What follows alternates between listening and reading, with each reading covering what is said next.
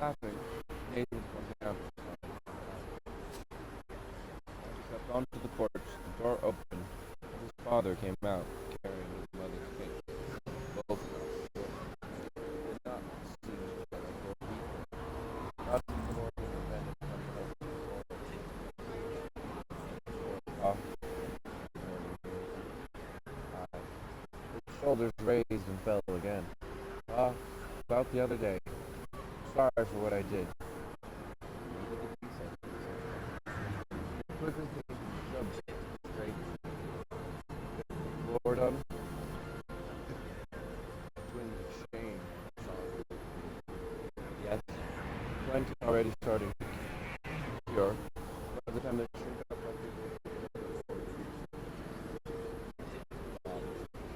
our floor here finally took 4 more boards. Nathan dropped it down. It's alright. We thought maybe we could work together on this big cloud. Get your plan first. There's a brief smile and a quick nod. Nathan felt blood. It was his father's way of saying the apology was accepted. Apology for what? What apology?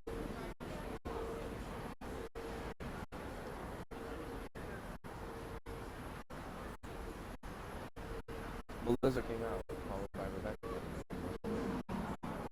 Both girls were dressed in their dresses, and they looked as cheerful and bright as a hillside. Nathan gave Melissa an admiring look and a low whistle. I think you better know the fence around you. The wolves were prowling in too close.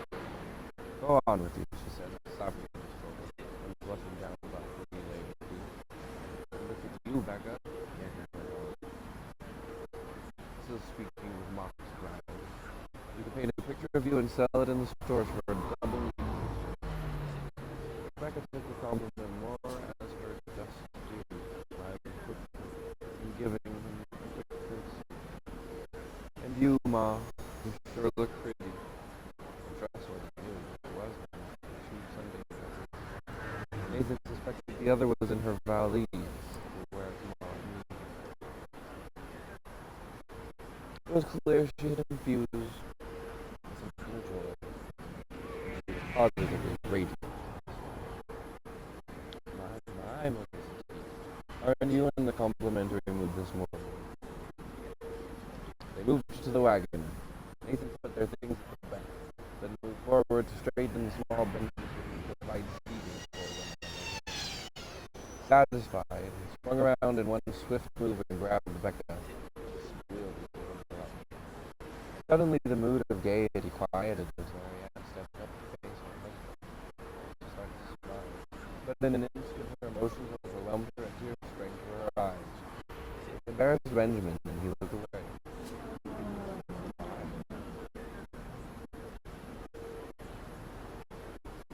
Oh, because it's his fucking fault for treating her the way he treats her entire fucking life since she met him. Oh, come on. Girl.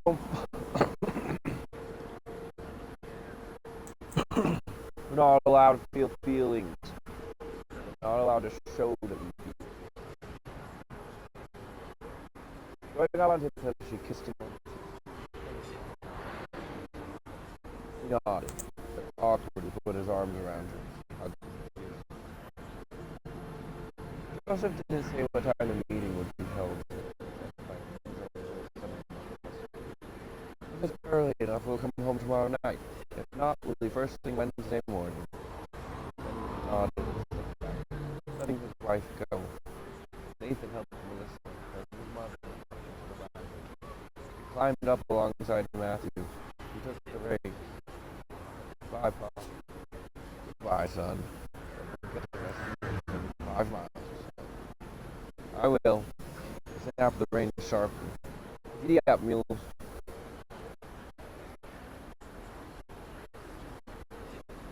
Goodbye, Papa, the younger children yelled, waving vigorously.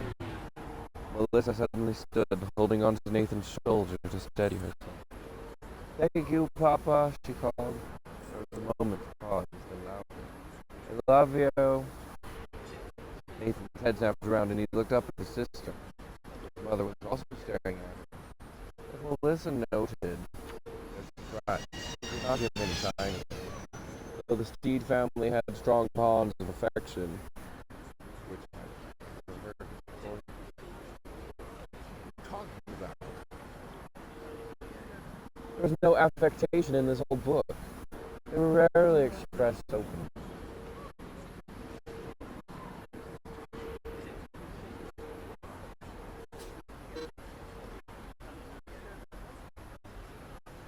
Now tears were streaming down Melissa's face as she looked back at her father. Her hand came up and she waved to him, now as eagerly as she should. "I love you, Papa," she shouted again. Nathan glanced backward. His father had frozen in mid-stride, and he was staring at his daughter. One hand came up slowly, as if his eyes were nearly lost in the all true.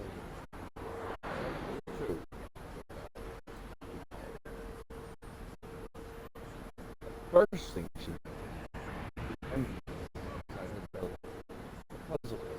And for several moments she tried to force her mind to admit the haze of clouds. She was aware of a vague sense of alarm. Next came the awareness of pain.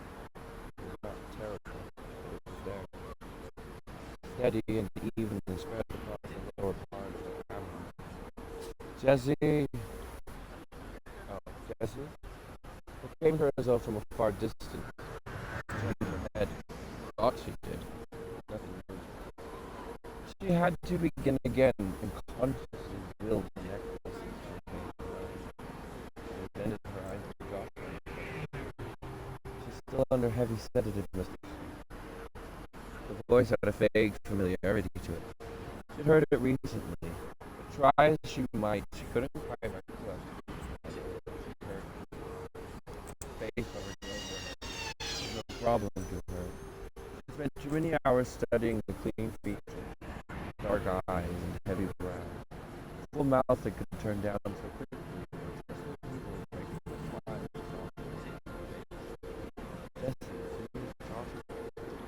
Then his head turned. "She's awake. Joshua." "Yes, it's me. I'm here." "Where?" Her mouth felt like she had been chewing on a mouthful of milk. His eyes closed momentarily. She felt it. "It's all right. The doctor's given me something to help me." She felt a sudden panic. It was pain. She remembered that. And blood. She hunched over a chair. Joshua's eyes had been wide and frightened as he held her to his bed. And plunged out of the door. Suddenly her hand shot to her stomach. Around black. Skin strange and plastic. Her eyes were open. Joshua took her other hand. "You're all right, Jack." Pain in his eyes was more unbearable than that. "It will be all right," he repeated slowly. "It will be all right." As they crossed the Erie Canal, the wheels rattled hollowly across the wooden slabs. Melissa sat straight up, startling herself. They took her back for a moment. Almost as quickly as it came, she knew it was right. She stood up.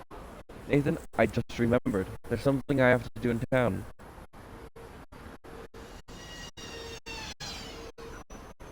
He turned around.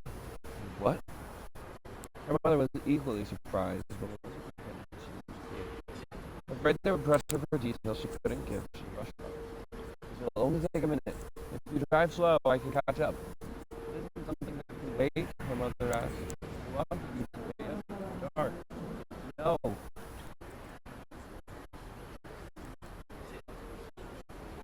She had one hand on the sideboard and hopped lightly over it. She began walking alongside the wagon. They were close to the old cemetery where John Swift, one of Almavi's first settlers, was buried. It was only a few rods to Main Street from there. "Really, Mama?" she urged. This won't take long.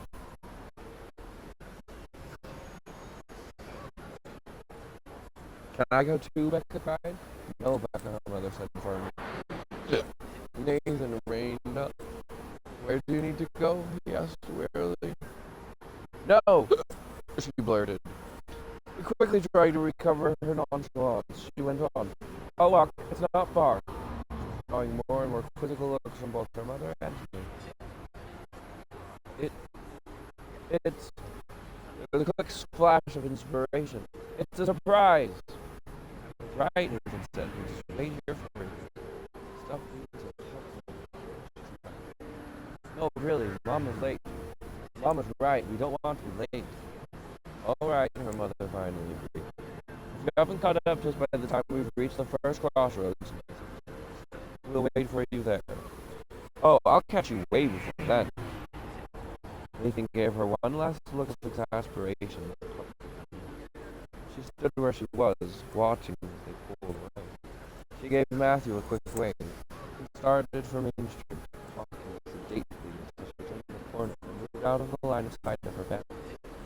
Immediately she changed direction slightly, angling across the street toward McBride's dry goods store, moving very briskly now. She stepped inside, holding her breath. If only Lydia's father was here again, all of this would be for nothing. She felt a wave of relief when she saw the counter, waiting on a woman and a young girl. Lydia looked up, recognized her, and smiled. Hello, Melissa. I'll be right with you. Normally, a few minutes to herself in a dry goods store was Melissa's idea of time wonderfully spent. Now she could do nothing but stand in place, shifting her weight from one foot to the other, waiting to shout at the lady and her daughter to stop dawdling over the purchase of needles and 4 or 5 spools of thread. Quickly losing her nerve, and with each minute the wagon was moving further south. But finally, the woman took the package Lydia handed her and called out her goodbyes. Lydia came immediately over. Melissa, it's so good to see you. She said, entering her dress. You look pretty. Thank you. How are you? Fine. The thick lashes dropped a little, and there were suddenly 2 spots of color high on her cheek. How is Nathan? Melissa took a quick breath. Actually, that's why I'm here. It's been over a week now. I beg your pardon. I know how you feel, Lydia, but I think Nathan deserves an answer of some kind. Is that too much to expect? An answer? Melissa's breath exploded in a disaster. Yes. Even if you refuse to read the book, the least you could do is tell him so. She was genuinely perplexed. Melissa searched her face, then her hand flew to her mouth. Your father, she cried. My father. Yes, I gave it to your father. He said you had gone to Canandaigua with your mother. Yes, I did. Melissa felt a sharp pang of guilt for her snappishness.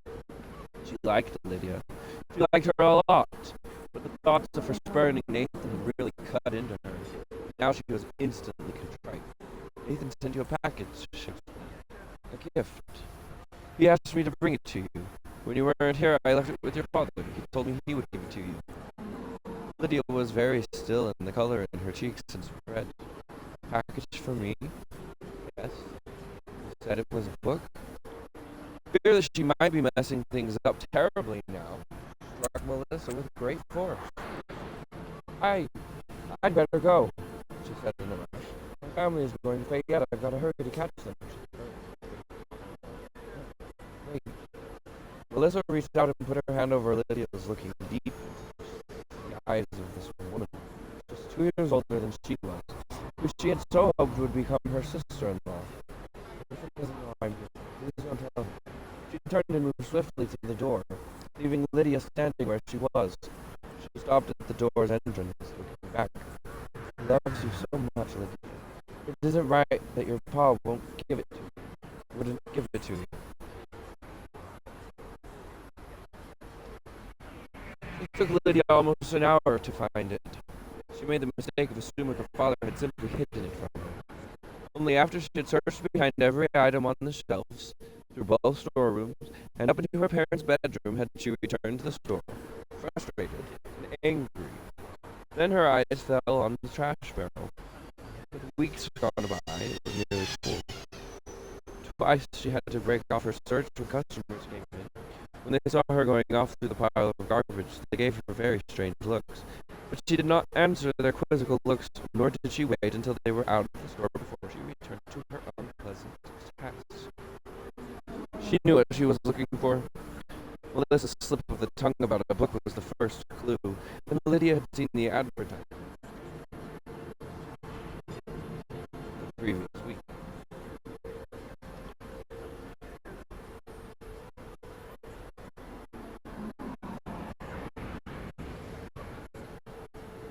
Announcing the publication of the Book of Mormon. It angered her almost as much as her father's subterfuge. They had gone over and over this issue. If he wasn't willing to change, why couldn't he let it go? Leave her alone. All this did was keep the wounds from healing. The book was at the very bottom of the barrel. Some coffee grounds had settled through the paper, and another clutter and stained one corner of the brown leather cover. She rubbed at it with a corner of her skirt, but the damage was permanent. Something about the ugly discoloration on the new cover stirred a different anger. Perhaps she too would have taken the book and thrown it in the trash barrel. But that was her choice, not his. She opened the inside cover and withdrew the letter. Slowly she unfolded it and began to read. And again, and the last paragraph again caught her eye. If you would know how I truly feel, read the words of John. She walked around behind the counter where her father kept a supply of Bibles for sale. Setting the Book of Mormon and the letter aside, she thumbed through the book, finally locating the second epistle of John near the end of the New Testament. She glanced again at the letter. 2 John, chapter 1, 5th verse. Her finger ran down the page. Suddenly, the words in front of her blurred as she read them. She blushed. She brushed at the tears, then read them again. Now I beseech thee, lady, not as though I wrote a new commandment unto thee, but that which we had from the beginning, that we love one another. When the door opened and her parents walked in 5 minutes later, she was still standing there, Nathan's letter in one hand, her eyes staring at the open Bible, seeing nothing. Lydia, we're back. Her father's words were cut off in mid-sentence. Saw the pile in the corner. Her mother had turned to the door to hang up her shawl, but when she turned, she gave a little cry of dismay. Lydia, my word, what have you been doing? I was looking for the package Nathan sent me, she said. Her father's eyes darted to the book on the corner and the letter. His Adam's apple bobbed twice as he swallowed quickly. Well, she asked, still keeping her voice level. She stepped forward, his jaw suddenly thrusting out. Well, what? He demanded. The minute I felt the weight of it and saw who it was from, I knew what it was, and I was right. So you threw out my package? Her mother came forward quickly to stand next to her husband. We'll not have that evil thing in our house, Lydia, she said, her chin held high. And we don't appreciate Nathan sending it to us, all wrapped up and hidden so we wouldn't know what it was. Lydia whirled. He didn't send it to us, Lydia. He didn't send it to us, Mama. He sent it to me. She turned back to her father. Did you read the letter too, Papa? He wouldn't meet her eyes, but his mouth was set in a stubborn line. When I saw it was the Book of Mormon, I threw it in the trash, where it belongs. I want to know, Papa, did you read my letter too? He still wouldn't meet her eyes, and she had her answer. She shook her head, her face registering the bitterness of her disappointment. Give me the book, Lydia. It's going back in the trash. She folded the letter, slipped it back inside the Book of Mormon, and tucked it under her arm. Lydia, his voice rose sharply. She came out from behind the counter and walked past the two of them, not looking at either. Lydia, give me the book. I'll not have you reading it. Lydia, her mother's voice was shrill. She reached behind the door and got her own shawl down and slipped it over her shoulders. I'll be going for a walk, Mama. I don't know if I'll be home before supper.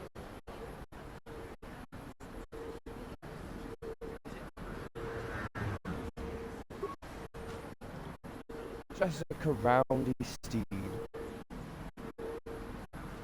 had not cried since her mother died. When she was a little girl, her father's drunken rages had terrified her.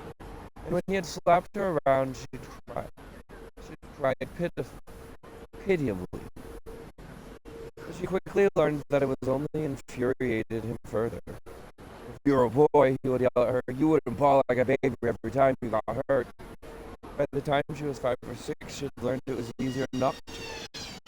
She would duck her head and tremble before him, but there would be no tears. Then, when Jessica was 8, her mother had died in miscarriage. Third since Jessica's birth. Jessica still remembered the hot burning behind her eyes and welled up. She could hold it back no longer. She had thrown herself against her mother's body, which even then was cold, and burst into huge, racking sobs. Somehow it had strangely touched her father and would not ever be seen her again. But it had been the last time the tears had gotten away from her. Now she felt the same burning, the same feeling of having a wall of water pushing to burst out of its confinement. She squeezed her eyes shut tight, feeling one tear trickle out of the corner of her eye and start out of her cheek. She turned her head away. Clinton Roundy reached out and laid the back of his hand against her face. Jess, it's all right. Everything will be all right. She turned her head even further until the pillow touched her face and blotted the tears. Then she turned back. Outside the window it was dark. Her father dropped his eyes. Back in a bit, Jess. Where is he, Pa? There was a deep sigh. What a table. Bottle of whiskey. Yes, Dr. She turned away, her mouth tight. We'll be back, Jess. Well, this hit him kinda hard. Her head jerked around and she looked at him incredulously. His eyes darted away, unable to meet hers. He really wanted this baby. This hit him kind of hard, she asked contemptuously. Roundy, a hard man used to dealing with hard men, looked away. His face was stricken. His hands fluttered, no move to lessen his discomfort. His hands fluttered around hers, not sure whether to touch or withdraw. She made no move to lessen his discomfort. Finally, he stood up. The doctor says you'll need to rest. I'll check on you in a while. She turned her face to the wall and he stood and bent over to give her a quick, awkward kiss on the cheek. She nodded back as she heard the door open and shut. Then from deep within her a cry welled up. A cry of anguish and of anger. What bottle do I go to find my comfort? And for the first time in nearly 18 years, Jessica Roundy cried, with sobs shaking her body as she buried her face in her pillow, no longer trying to hold back the sorrow that